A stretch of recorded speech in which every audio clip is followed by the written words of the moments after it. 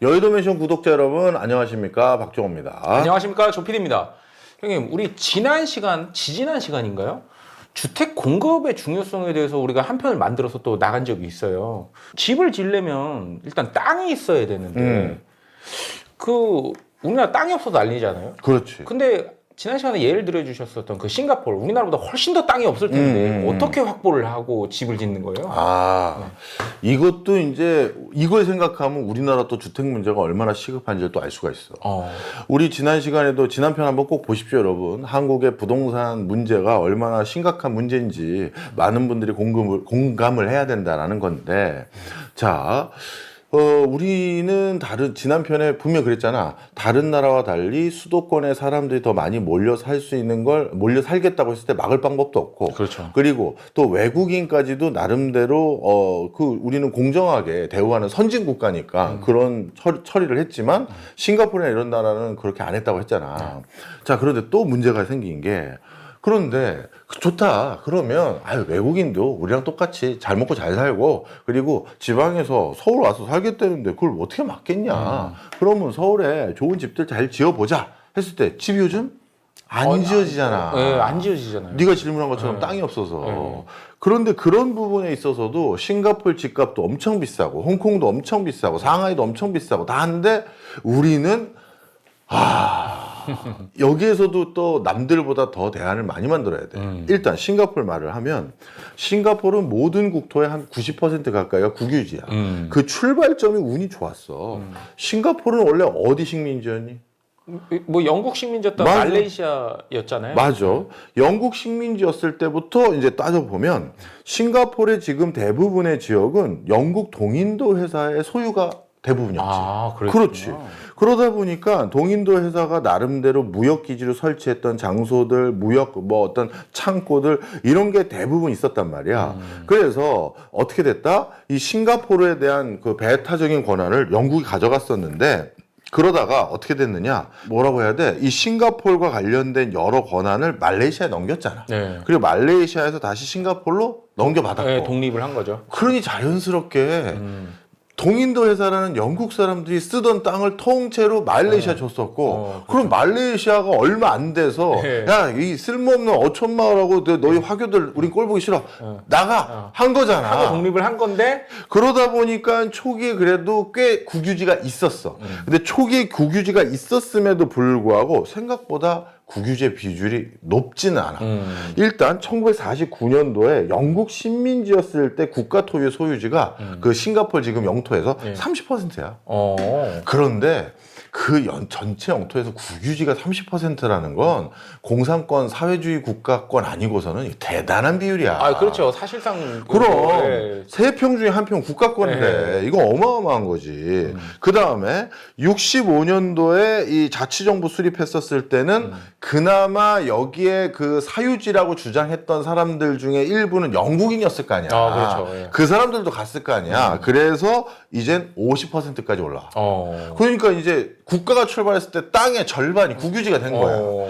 그 다음에 그런데 리콴유의 무서운 점이 뭐냐 하면, 땅의 절반이 국유지였으면 야, 우리는 그래도 국유지를 많이 가지고 시작한다 그러면서 그냥 그거에 만족할 법한데, 이 사람은 멀리를 본 것 같아. 자기가 영국에서 공부를 해봤고, 그러다 보니까 이 땅의 무서움, 땅 가격의 무서움을 안 걸 수도 있어. 그리고 싱가포르라는 나라가 태생적으로 굉장히 땅이 부족하잖아요. 그렇지, 맞아. 그것도 있고.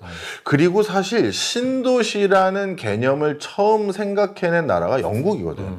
런던이 너무 바글바글하고 런던이 사람이 너무 많으니까 런던 외곽에 우리로 따지면 분당, 일산 같은 걸 만들자, 이 생각을 해냈던 게 영국이야. 그러니 이 사람은 아는 거야. 이게 땅이라는 게 나중엔 더 늘릴 방법이 없다. 그렇죠. 그래서 어떻게 했느냐? 이 사람은 처음부터 확고했어. 토지 가치가 상승하는 건 개인의 노력으로 상승하는 게 아니다. 그거는 사회 전체의 발전으로 인해서 토지 가치가 상승하는 거다. 이런 인식이 있었어. 그래서 토지 가치의 상승분은 개인이 가져가는 게 아니라 국가가 가져가야 되는 거다. 이 인식이 확고했던 사람이기 때문에 이 사람은 조금이라도 땅을 한 평이라도 더 국가가 매입해서 가지고 있으려고 했던 거야. 그래서 결국 어떻게 됐느냐? 2002년에는 국가 소유의 땅이 90%가 됐어. 점점 이 비중을 높여갔네요. 맞아. 그래서 이런 거야. 그냥 틀린 말 아니지. 우리 제일 좋은 아파트, 제일 좋은 상권 다 역세권이라고 하잖아. 네, 그렇죠. 근데 그 지하철역 누가 놓는 거야? 국민 세금으로 내는 거죠. 그런 거라는 거야. 결국 네 땅값이 오른 건 국민 전체 세금으로 네 땅값을 올려준 건데 그걸 네가 왜 꿀꺽하니? 이거는 국가가 해야지. 그래서 네 땅 네 땅 아니고 대신 넌 사용권 한 100년 줄게. 이렇게 되는 거야. 자, 그렇게 해서 어떻게 했느냐? 정말 정확히 말하면 공공 아파트는 임대 방식이 99년 임대야. 난 이것도 웃겨. 내가 99년을 못 사는데 왜 99년을 임대를 해준다라고 나서는 건지. 물론 임대 기간 만료 후에는 토지는 국가에 다시 환수가 돼. 하여튼 그래서 네가 아무리 무병장수를 하든 그냥 거기서 살아 이렇게 해준 것 같아. 가끔 또 싱가포르가 장수하는 사람도 있거든. 자, 그래서 싱가포르 같은 경우는요, 우리가 전 세계에서 자가 보유율이 가장 높은 나라, 그리고 국가가 가장 안정적인 주거를 만들어준 나라라는 게 바로 그 이면에 이런 남다른 출발선이 있었다는 거고, 그 하나가 더 있어. 싱가포르이 땅이 부족하다고 했었잖아. 네. 그런데 너도 싱가포르 가봤었잖아. 네. 근데 싱가포르이 이렇게 땅이 부족하다 보니 싱가포르의 기간 시설망 또는 기간 산업들 전부 간척지에다가 해요. 해안을 매립해서 땅을 늘린 곳에다가 본인들이 공동으로 필요한 것들을 해가는 거야. 근데 땅을 얼마나 늘렸느냐? 1965년 독립 이후 싱가포르이 매립을 통해서 국토 면적을 몇 %, 늘렸을까? 글쎄요. 한 30%? 많이 잡은 거예요. 많이 잡은 거지. 네. 한 25% 돼. 대단하네요. 이거 어마어마한 거거든. 대단하네요. 그럼 교수님 저는 박 교수 나는 싱가포르에서 매립지를 못 가봤는데 그럴 수 없습니다. 창의공항이 매립지에 있어. 그다음에 주롱섬이라고 석유학단지인데 이거는 이제 산업 좀 해보신 분들은 자주 가셨을 텐데 이것도 매립지고 투아스 항만도 매립지야. 그러니까 국가의 주요 인프라망이 모두 매립지에 있는 거야. 자, 그래서 싱가포르는 초기 운도 좋았지만 리콴유 수상이 처음부터 토지에 대해서는 다른 생각을 못하게 일관되게 부동산에 대한 철학을 국민들에게 심어놓은 거야. 그게 굉장히 주요했었던 것 같아요. 그렇지. 그리고 싱가포르의 총리가 지금까지 건국 이래 지금까지 총리가 3명밖에 없잖아. 그렇죠. 정책의 연속성도 확실하거든. 그러니까 우리나라는 그 소위 어떤 정책을 써서 약발이 안 먹잖아요. 그렇지. 왜냐면 왜? 다음 대통령이 5년 버티면 될 것 같은데.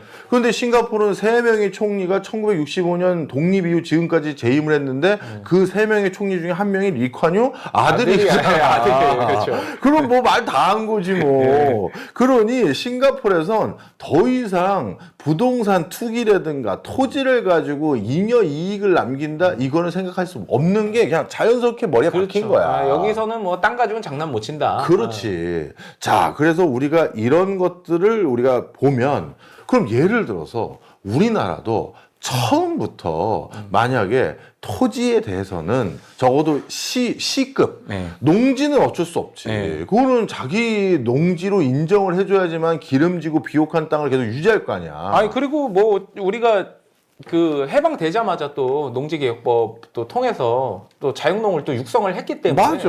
그건 그건 그렇다 치더라도 그럼 부산, 인천, 서울 뭐 예를 들어서 광주 같은 이런 시급은 전부 국유지화해서 예를 들어서 여기는 뭐 이제 지방에서 올라온 이촌향도 현상으로 올라온 사람이 있을 때 그 사람들에게도 주거 안정을 많이 줘야 되고 해야 되니 이거는 사용권만 가져가셔. 만약에 초기 건국부터 그랬으면 우리도 지금처럼 감론을박이 많지는 않았겠지. 근데 그렇게 되면은 그게 이제 낙동강전선이 무너졌다는 가정이 서야 돼요. 김일성은 그렇게 했겠죠. 그래서 사실 우리는 그렇게 안 했던 이유가 북과 남의 어떤 차별성을 돋보이게 하려고 하는 것도 있잖아. 그래서 우린 유상 몰수, 유상 분배라는 예, 거니까. 우리나라는 유상했죠. 그렇지. 예. 그래서 우리는 그게 철학이었던 거야, 처음부터. 예.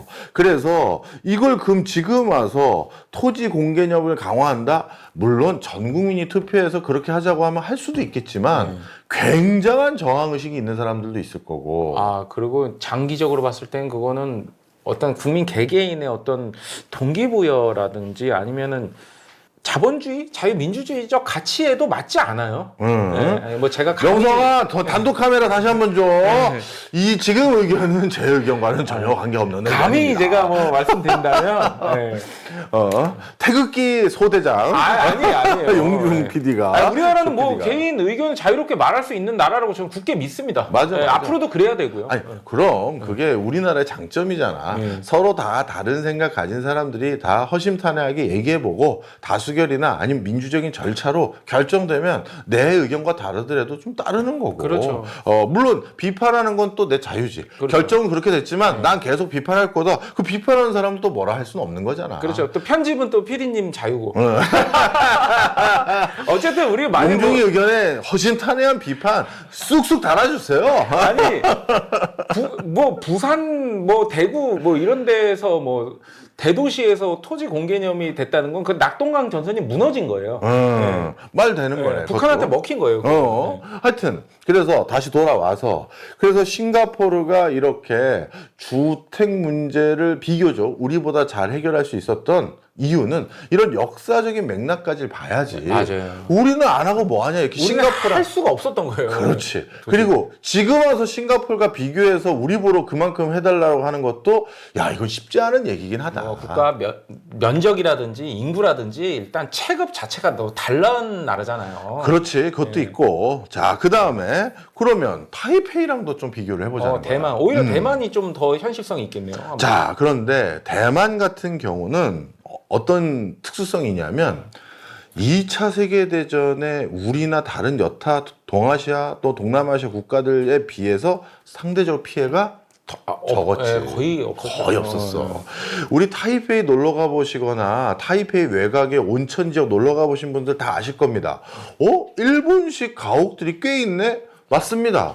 그때 일본 식민지였을 때 가옥들이 하나도 파손 안 되고 그대로 남아있기 때문에 아직까지 그 온천 지역에 료칸 비슷한 거 운영하는 그 가옥으로 사용하고 있는 거예요.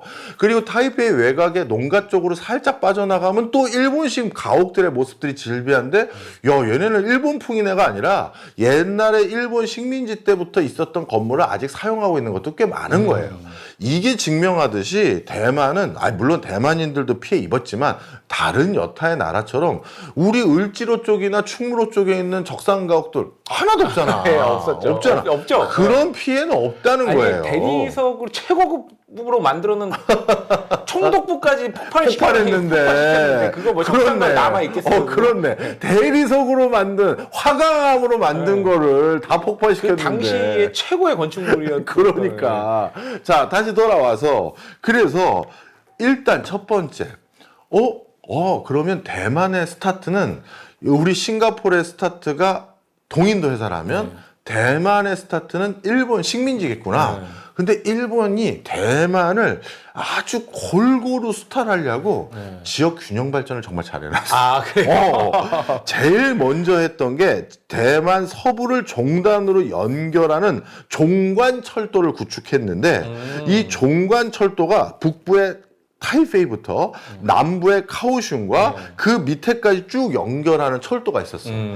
그러다 보니까 대만은 이 일제시대 때 만들어놨던 여러 도시 인프라 그리고 아주 각각의 도시마다 기능들이 있거든. 너는 농업과 관련된 걸 넌 하고 너는 상공업하고 너는 무역항을 하고 이게 나눠져 있었단 말이야. 그러다 보니까 이 각각을 거점화해서 골고루 필요한 걸 가져가려는 일본 때문에 초기부터 대만은 건국 이래 지역 균형 발전이 달성한 거야. 일본 특인 것 같아요. 경부선부터 놓잖아요. 맞아. 그렇네. 그렇네. 그래서 어떤 정도냐? 대만의 수도 어디? 대만 타이페이? 타이페이. 타이페이가 전체 인구의 비중이 몇일까? 우리나라 서울하고 수도권이 전체 인구의 거의 절반이잖아. 거의 절반이죠. 대만 타이페이. 타이페이 제2도시 가오슝이 생각보다 그렇게 크지 않다는 얘기를 들었거든요. 그래서 잘 생각해야 돼. 이게 2025년 기준이야. 60%? 10%야. 정말 지역 균형 발전이 잘 돼 있네요. 구 타이페이 현이라고 신베이시라고 하는데 여기가 이제 타이페이 외곽 쪽에 있다고 봐야 되는데 이게 한 400만 명, 17%. 이 두 개를 합쳐서 우리나라 뭐 수도권이라고 해봤자 30%가 안 돼. 30%안 되네요. 그리고 카오슝이 네가 말한 그게 11.7%. 그래서 카오슝이 270만이네. 그러니까 타이페이보다 살짝 더 많은 거네. 카오슝.